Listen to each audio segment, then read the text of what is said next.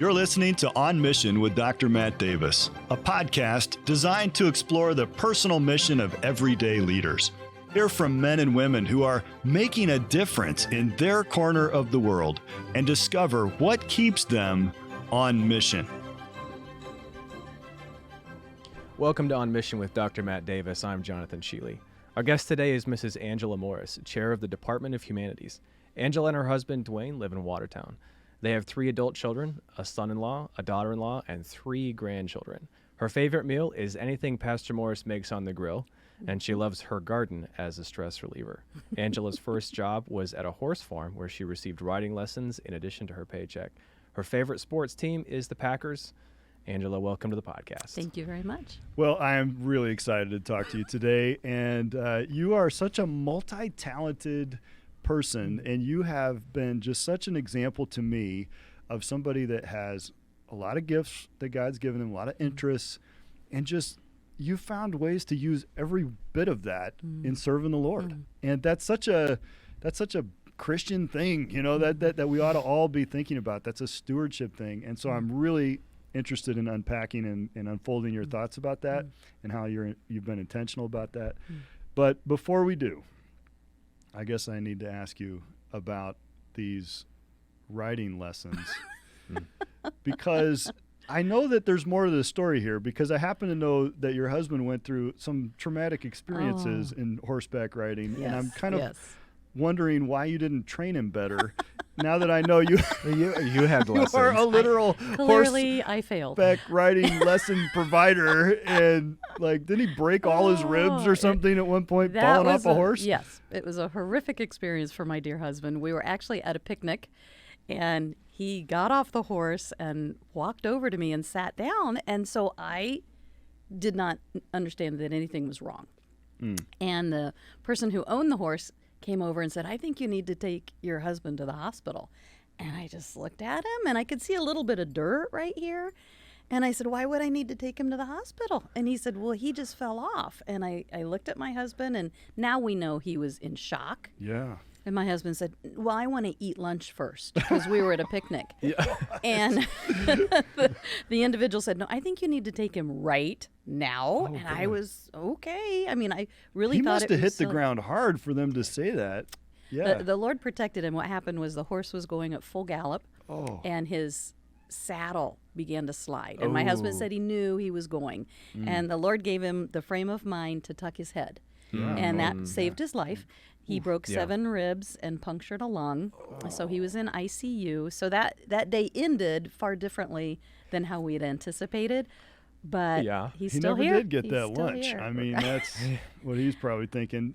Man, and I can't even fathom. So the saddle was loose. That makes more sense. He didn't get bucked off. What they think happened was horses can be ornery and purposeful, and they think it kind of expanded itself so that when they were putting the saddle on, the horse had, in essence, purposefully bloated. And so then when he started going at the gallop, and it slid, and it slid hard, he went flying at full force. Yeah. Oh, boy. And so God was good. God protected him. I always do that when I'm being handcuffed. Do you have lots of stories on handcuffing? Well, I read it We once. should feel like that could be a side mission. You got to flex and curl your wrist, and then they don't go as tight, and then you can maybe slip out. You got to dislocate your thumb, though. Listen, you're a lawyer. You shouldn't be saying this stuff I'm on just trying to air. Well, I mean, I grew up during the Cold War, and we were sort of under the impression that at any moment Russians could invade, so it's becoming more a realistic threat as the days go by. So, all right. Well, we have a kind of a serious question that we like to hit the guests with right off the bat here. So Jonathan's going to hit you with a deep question, and we'll just kind of see where it goes from there. Yeah, we're really interested in talking today about what your personal mission is and how that plays out in your life. For me, at a young age, I knew I wanted to be a teacher. That has always been part of my thought process. I just know now that that's what God allowed me to strive for, and it's because he knew what my future was going to hold. But from a young age, I remember in junior high purposefully watching my teachers and thinking, this is good, this is not so good, this is effective, this is a failure. and that sounds very judgmental. That truly was not my purpose. I was watching them. I wanted to be a good teacher from junior high on. In high school, I was watching my teachers, same way. And the reason I came to Maranatha, I had a lot of really good teachers. I went to a very solid high school. It was very much a strong academic school. But my teachers from Maranatha were not only excellent in the classroom, but they served in the church. And I was watching that, and I thought, if that's what Maranatha puts out, that is where I'm going.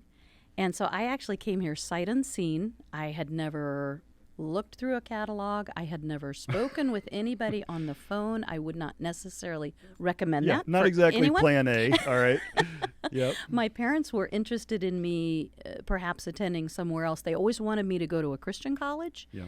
But I said, no, you know what, Mom and Dad, I want to be a teacher. And if that's what Maranatha puts out, that's where I want to go. And that is how God led me here. I have always said the alumni are the best promotion that anybody could ever put out. That's really the best way to judge any college or university is by not the campus or the climate or the cost, but look at what they're product. producing. Yeah, because that's who you're going to be. Yep. It's pretty important in life. So you had some role models, and that led you into your vocation. How do you see that plugging in then to your personal mission in life?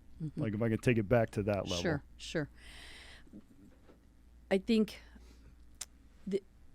as teachers, as family members, oftentimes we have goals that can be both family and both what we do, for our vocation.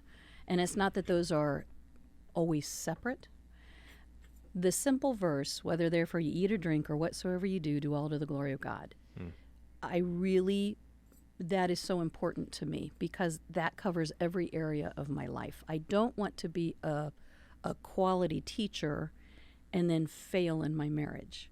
I don't want to pour into my students, which I really strive to do, and then forget about my own children.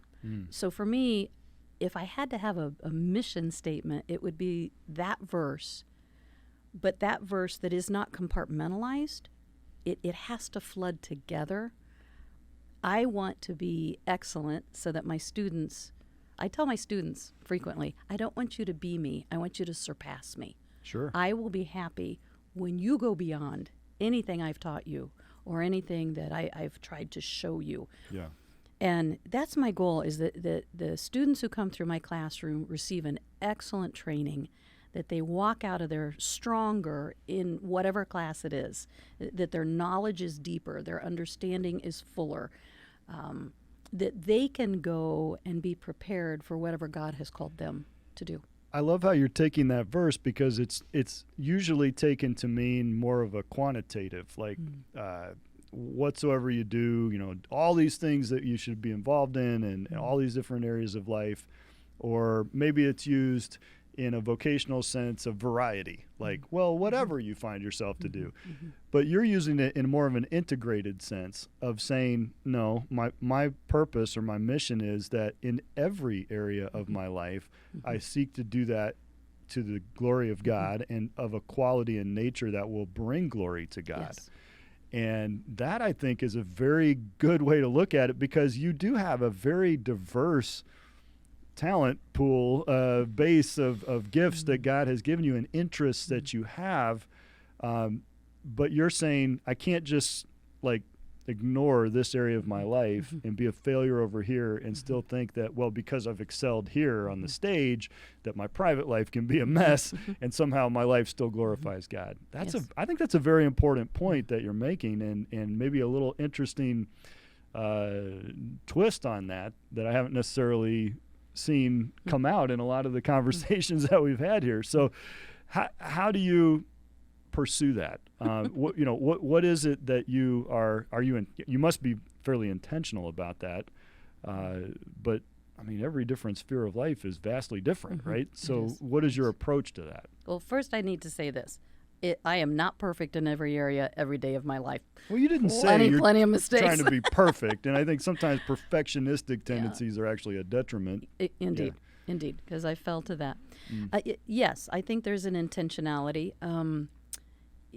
When my children were younger, they're all adult children now. And I knew I didn't want them to feel that they were second-class citizens in my life. I needed them to know that they were incredibly important. And so I would intentionally, my husband and I, go to the ball games, go to the concerts, be present and be active in their lives, because education is very consuming. And it's okay. It's what God has called me to. But I take my work home. And I don't say that begrudgingly. Frequently, I am up early. I'm a morning person. God has given me that. And so I'll wake up at 5 and I'm just ready to go. But I have a clear mind. And so I might be grading for 2 hours before they get up. I might be, working on my PowerPoints. But I think with children, because I knew that God was calling me to be a teacher, but he obviously gave me the gift of 3 children. And I'm so, so grateful for that. They have just been wonderful, and I would not want my life without them. I'm thankful for that gift. But even as adults, my children call me multiple times a week. And I never want them to think that I am too busy with my ministry here to take their phone call, because their phone calls frequently will be 40 minutes. Perhaps they're after wisdom. Perhaps they're sharing stories about my grandbabies. Perhaps they're wanting advice regarding something. I need my children, I need my husband to know that they are more important than my job. Absolutely. And my calling. I really need that. I need for them to know that, and I hope they do. What is your priority structure in your own mind? How do you think about that? That is so good, because I've had to work through that. I'm not saying I was always right. I remember, for example, once when my children were young, and I must have been exhausted, frazzled for multiple days in a row, which happens when you have toddlers. And I remember saying to my husband after the children were in bed, I hope I was a good mom today. And the next night, I hope I was a good mom today. And then on about the third night, I said to him, and I hope I was a good wife today. And he said, I've been waiting for you to say that. And oh no, he was. So I in my personal life, and I'm not trying to ultra spiritualize. Please understand. If my God is not in the right spot, if my relationship with Him is off, every relationship begins to fall apart. If I am not in the Word, I know me. The first thing that goes is my tongue. I get snarky. So I suppose if I'm ever snarky with you, you can say, so what'd you read in your devotions today? Because it's probably, I may have failed there. I can't fathom you ever being snarky with me. I can ask my children. and then I want it to be that my family is next. Because they're such a gift. And then I pour, P-O-U-R, into the ministry that God has given me here. And I truly mean this. There are so many times I'll walk into a classroom and just look at those precious faces and say, I get paid for this? Yeah. I cannot, and I truly, I don't mean that any other way than honestly. I cannot believe I get this incredible, incredible privilege. My father was a doctor, and he wanted me to pursue medicine. I mean, he pushed me hard to pursue medicine because he was very good at it, and he thought I could do it and do it well. And when I told him I wanted to be a teacher, he was disappointed. And I remember it was a few years into teaching. Did he know you real well? I told him, I said, Dad, look, the fact that I faint at the sight of blood would be a detriment to any hospital. But I think because it was his passion, he wanted it to be my passion as well. My mom was a nurse. I've got a brother who's a doctor, a sister who's a nurse. It's the family business. Yes. And they're very good at it. But I remember one day he sat down and he said, Angela, I think it's good you're a teacher. Always remember this. Those parents are giving you their most precious possession. He didn't mean that in a bad way. Most precious as in that's their life, right? And he said, so don't ever take that for granted. Right. And I've never forgotten that. Sage advice. Well, Sage. and that is really something that we take seriously at Maranatha. It's an entrustment, and they're counting on us to build on the foundation that they've established and the local church has worked so hard to establish in the life of those young people. And we're seeing in our culture right now the effects of what happens when you send those kids off to secular institutions, which are designed to crush and destroy their faith, and they're really good at it. And we're seeing young people leave the faith in startling, alarming numbers. And so I think what you're talking about is really key to understanding why Christian colleges exist. It's to be an extension and build upon that solid foundation and prepare them for life. This is the critical moment. And yet as a parent, and I'm going through it, you've been through it, it's hard to give up. I mean, I remember very well when my boys were small enough that when they were doing something that wasn't quite right, I could literally just pick them up and move them away. I've tried doing that now, but when you're a senior in college, that gets awkward, and so you lose the physical ability, and then you lose the daily availability or interaction and visibility, and that is a very unnerving moment that a lot of parents really struggle with, is sending them off. It is hard. And I think we're also seeing a trend within even the Christian circles to be very hesitant to let go. And yet that's kind of the point, right? I mean, your kids don't live next door to you anymore, and that's got to be hard and maybe even painful, but it also kind of the point. It's what we were, in essence, asked to do by the Lord. Years ago, I used to ask for parenting advice, and to me, what I've learned as a parent so clearly transfers into the classroom in many respects. But I remember going to someone and saying, what is the key to being the parent of a teenager? So my daughter was about 12, my oldest. And I honestly expected, curfew at this hour and this and this. I almost expected a list of do's and don'ts. And she said, two things, Angela. Communicate, communicate, communicate. I said, okay. And then she said, and help them fly so that if God calls you home tomorrow, they can make it. And that really transformed me both as a parent and as a teacher in many respects. Because like you were saying, as a parent, when they're little, we can protect them. I mean, when they're 2 and 3, and we are there to catch them when they fall. And as teenagers, we're starting to broaden that. And then when they're in college, we're trying to kind of push them out of the nest, though we want to keep them in the nest. It is a struggle. And God has chosen to, my children currently, I've got one who's in New York with her husband, my son and his wife are in Guam, and the youngest is in Texas. So he has chosen to send them to various spots. I'm so thankful for that advice that I was given years ago.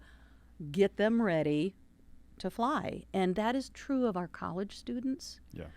They're here for 4 years, maybe longer if they go for an upper degree. But our goal is to push them out so that they can fly. We just keep a couple of them, And we love that. Just the best of the We best. love that. Hey, thanks. I appreciate that.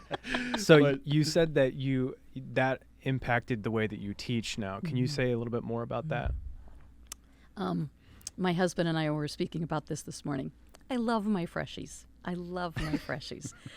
When I started teaching, I'm going to give you this back, I thought I only wanted to teach high school. That was my heartbeat. So what subject were you English and specialized? speech. Yeah. And so when when Dr. Brock asked me if I wanted to teach college, I told him no. And then he came back and he said, we'd like to move you up. And I said, no. I loved my high school students. I really did. And it's all I thought I'd be doing. And then they came back and said, Angela, we're moving you up. Yes, sir. And but initially, I only taught freshmen. Well, freshmen are seniors in high school plus 3 months. Loved it. So I felt like I still had my high schoolers. But I think at the high school level, at the freshman level, I see myself really being very specific. Okay, on this assignment, I'm going to need X, Y, Z. And I need you to follow these instructives, and we're going to do this, almost like you are with your toddler. And I'm going to help you do various things. And when you put your toys away, it's got to be, this way. But then as they gradually go sophomore, junior, senior, you really start pushing them in the critical thinking and in the problem solving in a much stronger way. Now, I still have rubrics and I still have assignments that are challenging, and I tell them I will not apologize for tough assignments. Yeah. The same way I would say with my own teenagers in my house, I'm not going to apologize if I ask you to keep your room clean, or I'm not going to apologize if I ask you to, hold a summer job. It's not that I'm being mean. I'm trying to get them ready for life. Right. That's my goal. And you're saying at the beginning level of college, you kind of do that in a much more strictly specified parameters on what your expectations are, and you really lay it out there. But then as you get to the higher levels, it's more creativity and individual choices that go along, and that's kind of how life is. Yes. And they're getting closer and closer to that point. I have an assignment in one of my classes with the Bible Institute that I do mainly just to humor myself, and that is I tell them, do whatever you want. That's the final project. Do whatever you want. What do you get? I get all kinds of incredibly creative things. When I stopped saying I want a paper, it needs to be 5 to 7 pages, I want to see it in this format, double space, blah, blah, blah, I was getting this, I don't know what you're looking for, Well, now I get, I don't know what you're looking for, and I say, I'm not looking for anything. What do you want to do? And I tell them, what I want you to do is do something creative using whatever talents or interests God has given you about any topic we've covered. Well, the topic is worldviews. So it's like literally anything. Take sports, take hobbies or fine arts. So sometimes they do a presentation. I've had them do videos. I've had them do a game show. And the contestants, this year I think they're going to do a game show too. And the contestants are going to be Karl Marx and who's the other one? Charles Darwin and Soren Kierkegaard, which is going to be very interesting. It sure is. And so they're going to play these roles. They're going to answer as they would. And I love it, right? Like that's exactly what I'm looking for is take what we've been learning, dig a little deeper, think about how you can connect it to culture. We talked about like the PragerU videos, explainers, and little short things where you just take a topic, research it out, be interested in it, and then figure out how you would talk to a peer about this issue or something else. So, but it is always interesting that assignment creates more angst, right? Because, we're chewing on, I don't know what I want to do. And just tell me what to do. There's a lot of times there'll be a whole segment that just wants me to tell them what to do. And I refuse to do it because life isn't like that. Right. And you in life, and I think that's a wonderful thing about college, is that they're beginning to make their own decisions, and you start to see the spark of that creativity. And now it's not just sitting back waiting for me to tell them, but it's something that they're more interested in. And I know you love to see that moment, right, with your students. The light bulb moment is awesome. And when you read articles on what are future employers looking for in their employees, oftentimes the soft skill of problem solving and creativity is high up on that list. So that assignment is really very effective. And I like to tell my students, this assignment is not just for these 4 walls. It's to get you ready for out there. Yeah. That's my goal. Absolutely. That's my goal. And that's really what it comes down to as a believer, is that we might be preparing for a certain vocation, but really have no idea the twists and turns that life may take. And, you've been at Maranatha for a lot of years. And so maybe it looks to some people like the road has been kind of straight. Would you describe it that way? Absolutely not.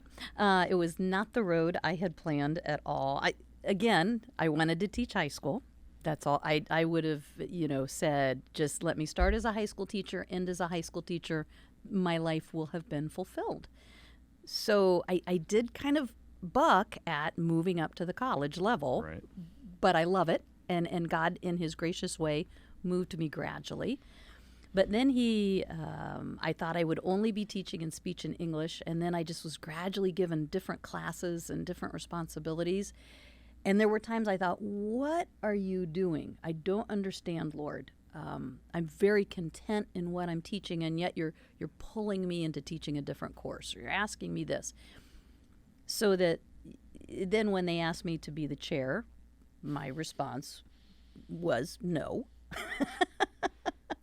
And that just became an intriguing process for me, because Scripture tells us in the multitude of wisdom is counselors. So Counselors is wisdom. Yeah. Yeah.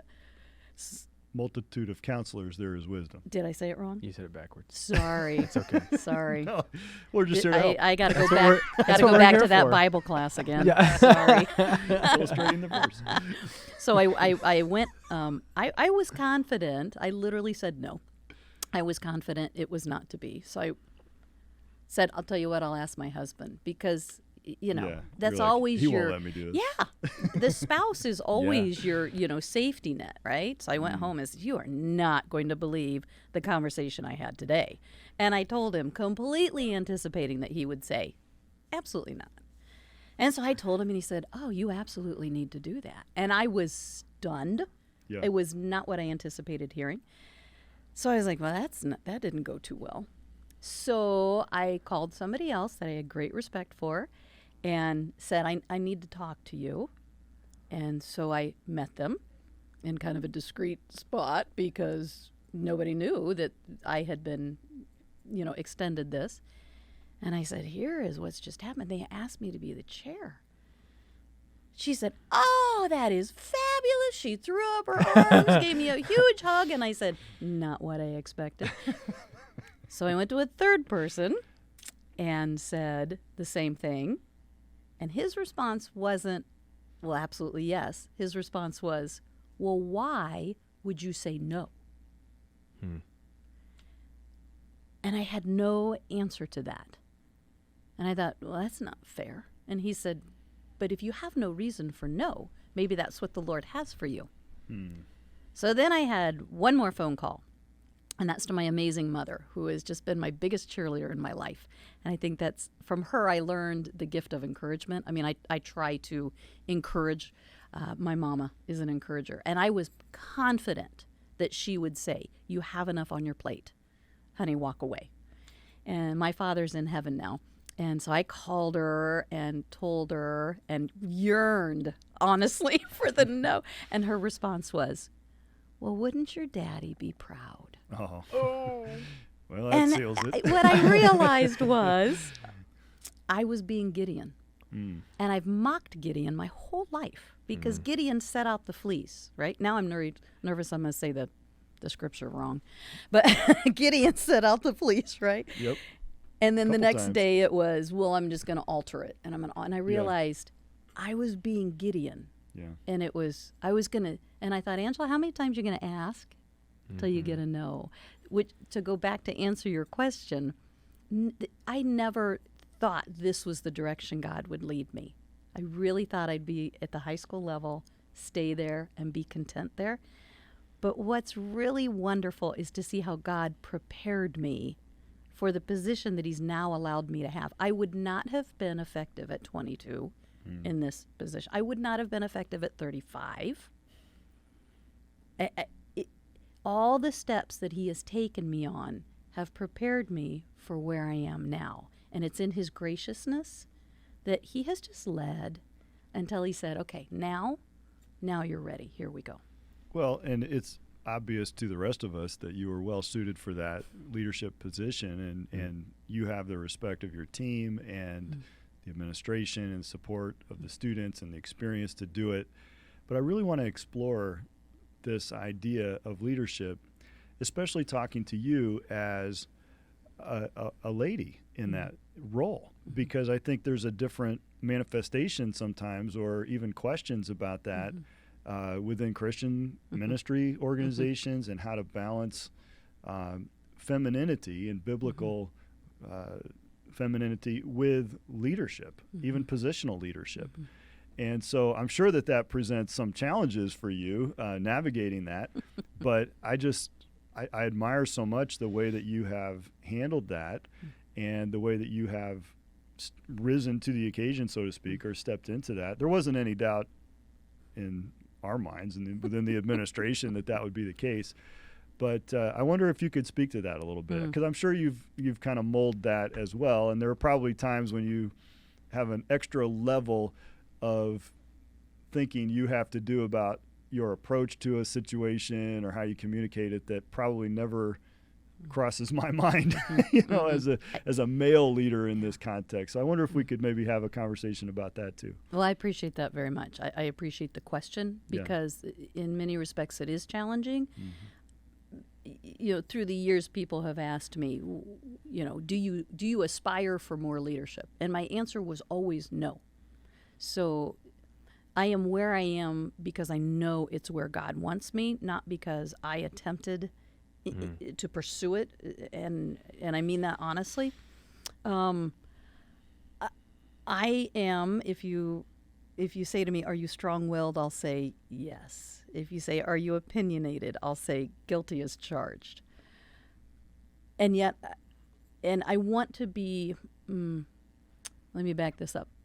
So I was reared in a home with a father as a doctor and a mother as a nurse.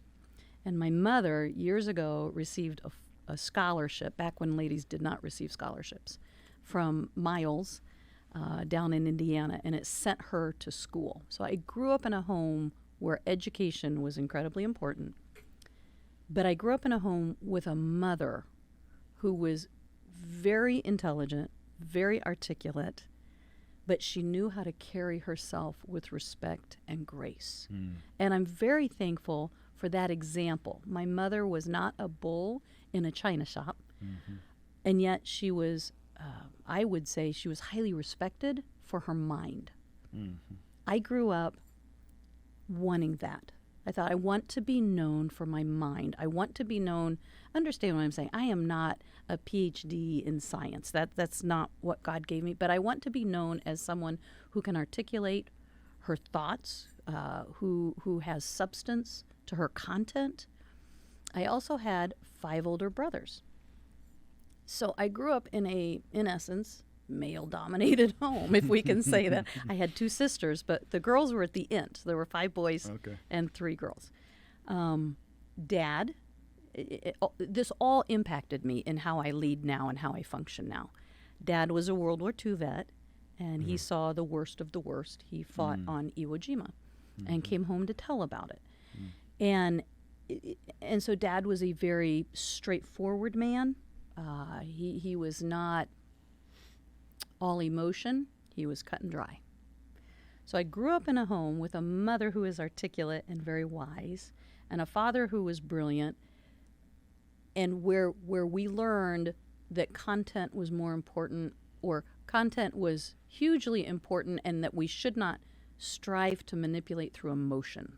Does that make sense? Yeah.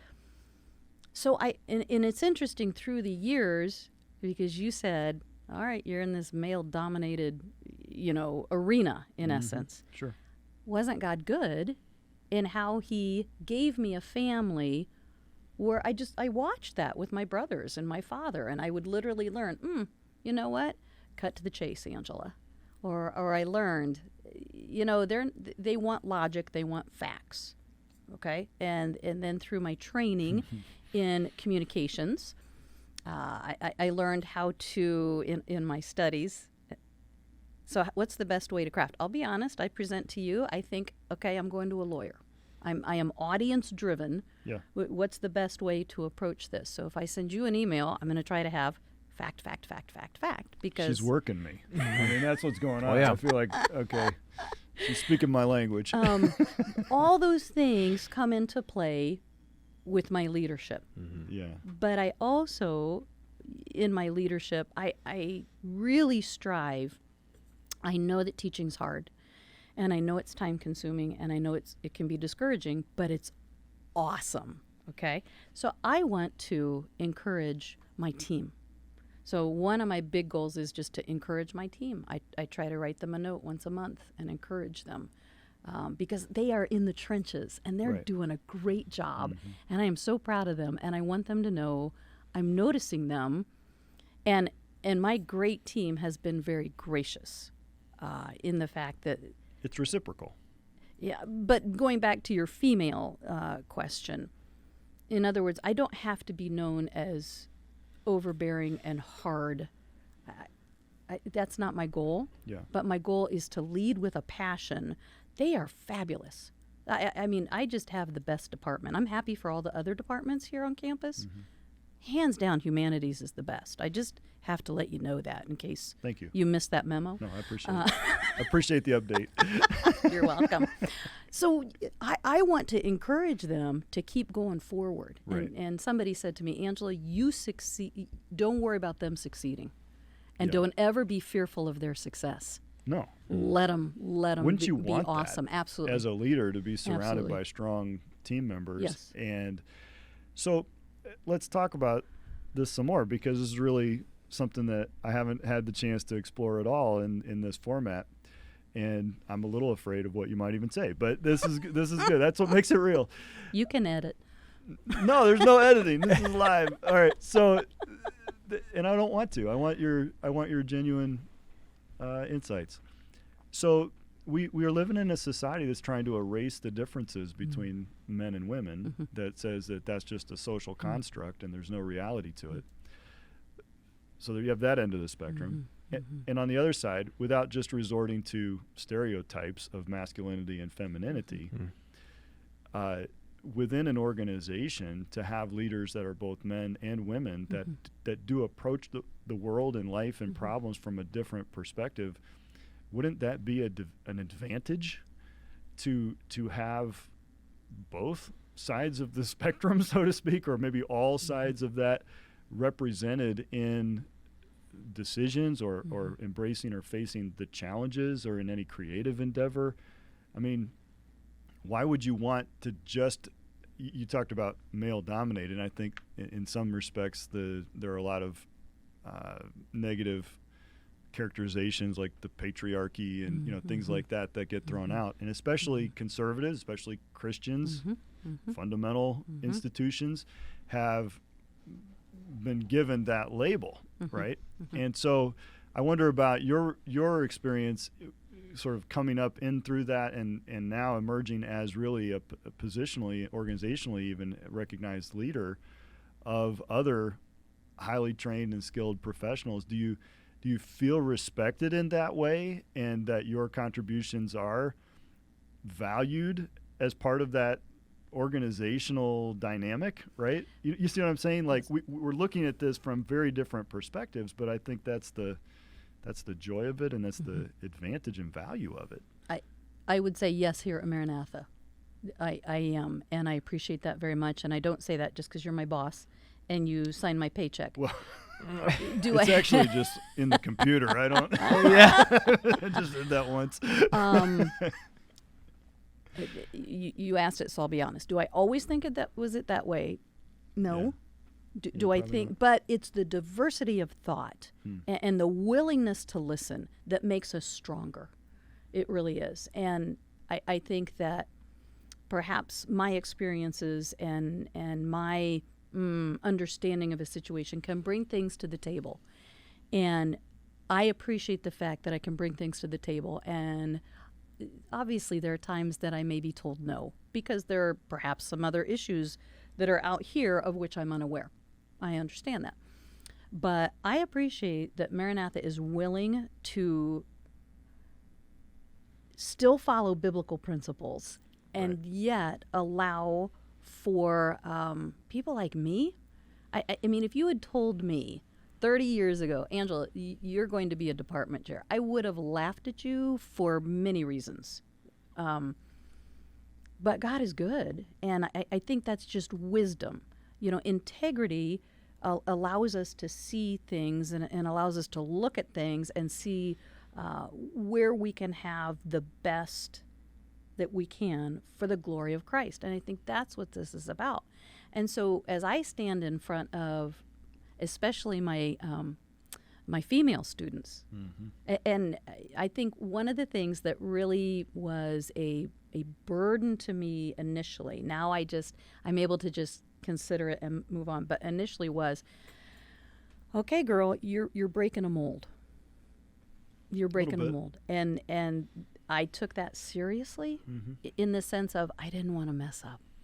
I wasn't here for the founding of Maranatha. My dad was an early graduate and here in the early days, so I heard a lot about that. but everything I hear about it, it seems like Mrs. Cedarholm was also like that. That's what I understand. Yeah. And so like even from the very beginning, we refer to them as the founders. Yes. Yes. Yeah. Yeah. And They were it's, a team. you know, B. Myron and Thelma Yes. Cedarholm. Very and much that so. she was very much a driving influence, not just behind the scenes, but even out front. And it had an extraordinary leadership capacity with that. I think she was on the board of trustees for a while as well, even after Dr. Cedarholm went home to be with the Lord. And, you know, that's pretty incredible for her to have that kind of role here with the founding, especially when you consider the history of Yes, where yes. movements were at that time in the late 60s and early 70s. So I wonder how much of that became part of the DNA of our culture as well. Could be. To where we could be where we are now. They planted the seed that has just continued to grow. Yeah. And I am not about ruffling feathers, and I'm not about, change for the sake of change. I think we do things because it's right, because it's on task with what we want to accomplish. But multiple voices can help us come to a strong decision. And to me, that's the value of a team. And I appreciate that about Maranatha. I feel like we are a team here. Yeah. Even with departments, I don't feel like it's my department versus their department versus their department. We're all in this together, and that is for the sake of the students and preparing them for the next step of their ability to serve our Lord and Savior. I truly mean that. You used a couple of words to describe yourself, and I think you just the tone of your voice and the way you said it, I felt like maybe you were a little negative, a little hard on yourself when you said you were strong-willed and opinionated. Those are not value words. Those are character qualities that could be bad or could be good, right? Depending on how they're used and how they're Fair enough. expressed. Fair enough. Yes. And I wonder if those aren't really just maybe another side to the coin of the leadership style or leadership ability that maybe you've grown in confidence and grown in your competence as well along the way, maybe proven some of those things to yourself. But when we're talking about raising children, it's the same analogy. You have a kid who's very strong-willed and opinionated. Usually that manifests itself in some friction with mom and dad. But you can also recognize that, later in life, if this kid will latch onto what's right and hold it with the same ferocious unwillingness to bend, that could be a wonderful positive thing. Yes. And so I think for a leader, you kind of have to be a little strong-willed, and you need to have some opinions. You can't just be walking through life asking for other people to tell you what to believe and think. Yeah. And yet, you're describing yourself in that same vein. It's funny you said that because I wouldn't have described you in that way. Maybe that's surprising to people. Maybe not. I don't know. But there's a balance with that, right? So we talk a lot about leadership personality types and traits. But good leadership is a combination of a lot of different kinds of traits. So you can be strong-willed and you can be determinative, if you want to say, with the way you want your team to work. But there's a humility that says, you're also a professional, and I just happen to have the position. And when you speak into the process, I'm going to listen to your professional advice from a position of, okay, so let's add that into the team structure. Let's add that into the chemistry of what we're doing. It's not that one person is completely strong-willed and that's who's going to get us there. Oh, yeah, my way or the highway Right. kind of leadership. It doesn't work that way. How do you do that with your team? I mean, you have incredible faculty members that you're the leader of, and they are very much enthusiastically following your leadership. But what do you do to try to foster an inclusive environment where everyone's opinions are welcomed and solicited and valued? I take very intentional steps. Hopefully they see this when we have our department meetings. It's just our faculty. And I open, when we have major discussions, I open it up to them. There's a lot about proxemics when we study things that have to do with rhetoric and persuasion. And there are times when we're having a major discussion, I literally will come down from the front and kind of step slightly to the side because I want them to know this is not a time for me to be in charge, for me to be ramming an idea down them because they have so many good ideas. I want to hear from them. So I'm really intentional in those times. I want to hear from them. I want to strive to be open-minded in the sense that I might have a good idea and I might not have a good idea, let's just be honest. And I might have a good idea that could actually be improved upon if I institute their recommendations as well. I have to be willing to listen. I think there's so much value when a leader is willing to listen and just sit there and soak it up. I read a book, and I don't remember which one it was, but it said, don't you be the one, if things like you want to have something on the whiteboard and you're taking down everyone's ideas, it said, don't you be the one doing it, because if you do, you're not really listening. So I'll ask my secretary to come up and say, okay, you be the one taking all these notes, because I just want to focus on what my team is saying right now. That's been really helpful to me. But what if they do it wrong? No, it's on me.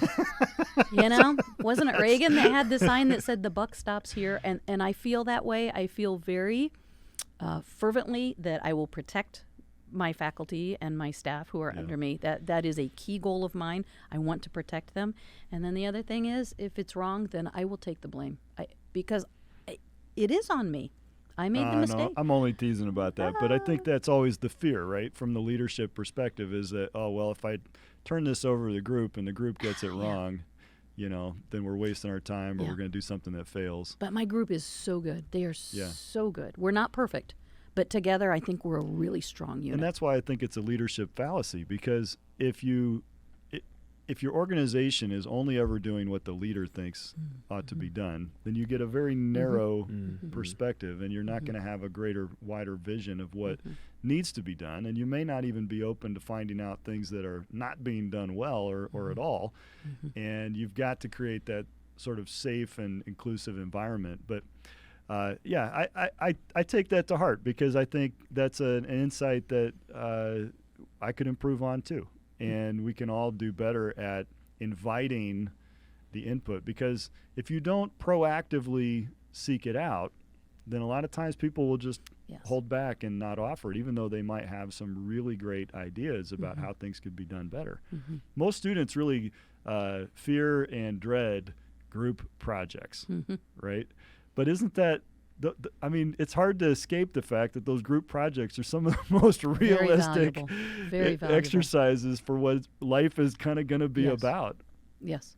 You get that team member who, dragged along is like dead weight, and then you get the one that's, really gung-ho to go in the wrong direction. And just managing that team is such a great skill, isn't it? Yeah. And I'm thankful God did not ask that of me 10 years ago. He knew when I'd be ready. He was good.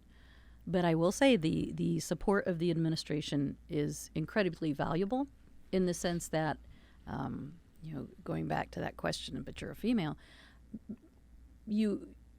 when I am asked to do difficult things, I know I have the support, and that gives me the courage to move forward with that task. Yeah, we've had to do some hard things. I mean, any university or college, and in the environment, the economy, you've got to adjust. You have to adjust to expectations from accreditation and from the Department of Education, and all of these kind of sometimes competing for your attention and maybe even pulling away from the time and energy in the classroom. What's that aspect been like? Because I know that was probably your biggest dread of coming into this phase of leadership, is that, is this going to pull me away from my time in the classroom or with the students? Do you feel like that I mean, honestly, that probably still is on your mind as a fear, right? It absolutely was. And I remember when the question was first posed to me. I remember Dr. Licht standing there, and my mind can go to worst case scenario. I told him he had to ask you. I didn't want to be the one to tell you.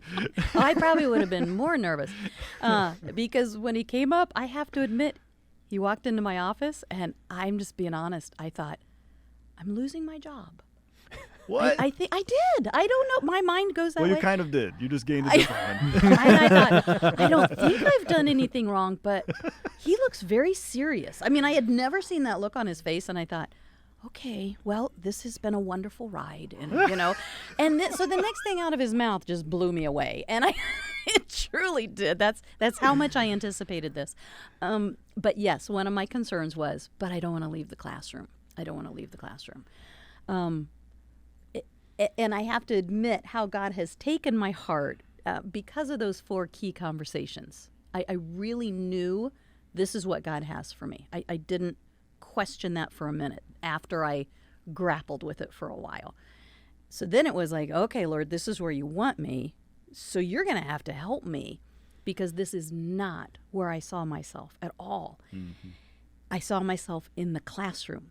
And so it's really been this pendulum swing from really fearful, can I do this, to I think I'm understanding aspects of this, to this is really kind of enjoyable, to wow, I absolutely love this. And I'm still in the classroom.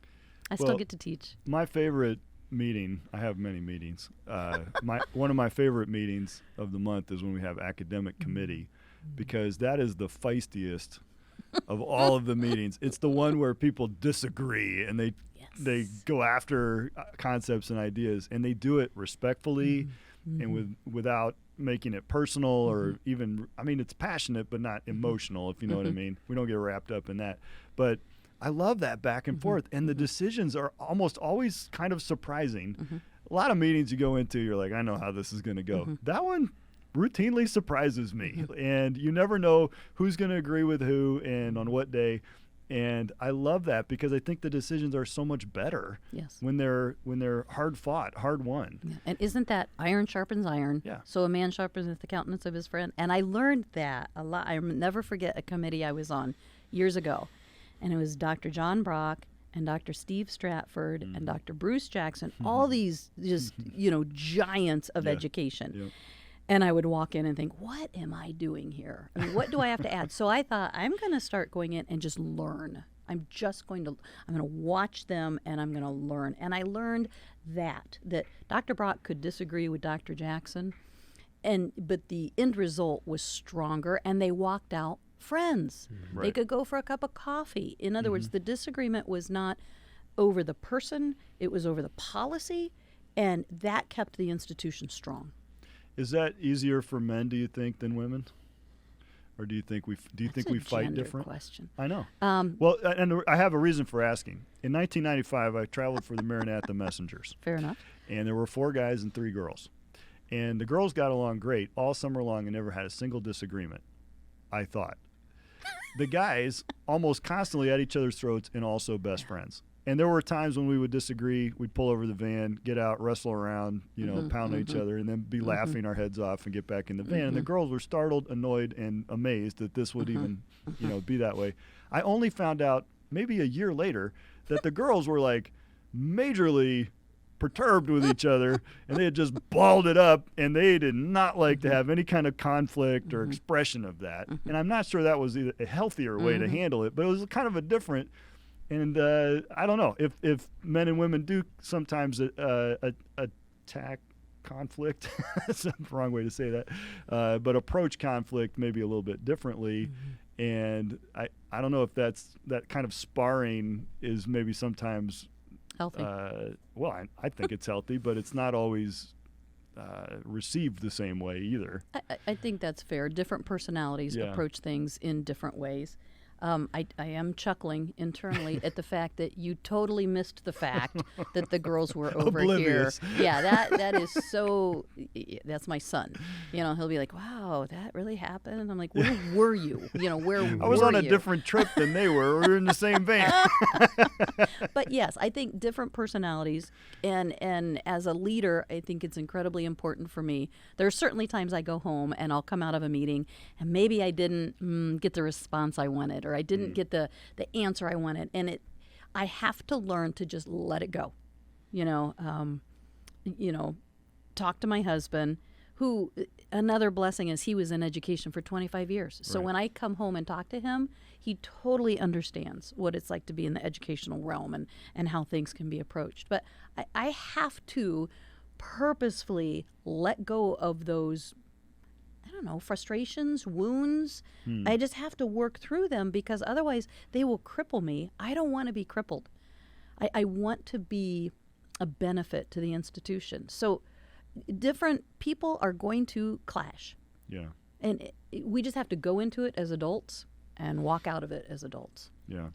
Well, I think what really helps so much in those dynamics is the authenticity and the genuine shared values that we have and shared mission that we have in trying to advance the cause of Christ and the vocation that he's given us here. And even though we approach these challenges from different vocations, different preparation, different experiences, and even different worlds, we have that shared value system that we can fall back on, and that's what gives us a unique fellowship at work, which is a joy, right? It is. I sometimes pinch myself and say, I get to go to work here? I mean, I'm surrounded by people who are on the same mission. They're on the same path. We're in this for the students. Yeah. I mean, what a thrill. God has allowed me this privilege. What a thrill. Well, one of the main lessons I'm seeing, and not just here but externally, is that leadership isn't about the leader. Right? It's about the people that we're serving and trying to build in them their own leadership so that they can multiply their impact. And when I see that happening where everyone, it's like a cult of the leader and they're put up on this big pedestal and everybody thinks the place will fall apart if the leader's not there. Yeah, that's not good leadership, you know? I mean, a good leader makes himself sort of irrelevant, works himself out of a job or herself, whichever the case may be. And so I love this conversation. We could go on and on and on. We'll have to get Pastor Morris in here, and maybe the two of you can sit down and tell us your story. I think people would like to hear that. And he's great. I mean, he's been the youth pastor for my boys, and I appreciate so much the impact that you both have had on my life as a mentor to me and an example to me that I've looked up to, and also in the lives of my kids as you've invested in them as they have been your students. And I think that's indicative really of your approach with all of your students. And I thank you so much for that, for your time today. And this has been great. Well, thank you so much. Thank you. Thank you for joining us today. On Mission is a production of Maranatha Baptist University. Subscribe to On Mission on Apple, Google, Spotify, or wherever you listen to podcasts. Don't forget to leave a review, as this will help other growing leaders find these conversations. For information about our guests, previous episodes, and general information about On Mission or MBU, go to mbu.edu/podcast. Join us again next week as we examine what keeps leaders on mission.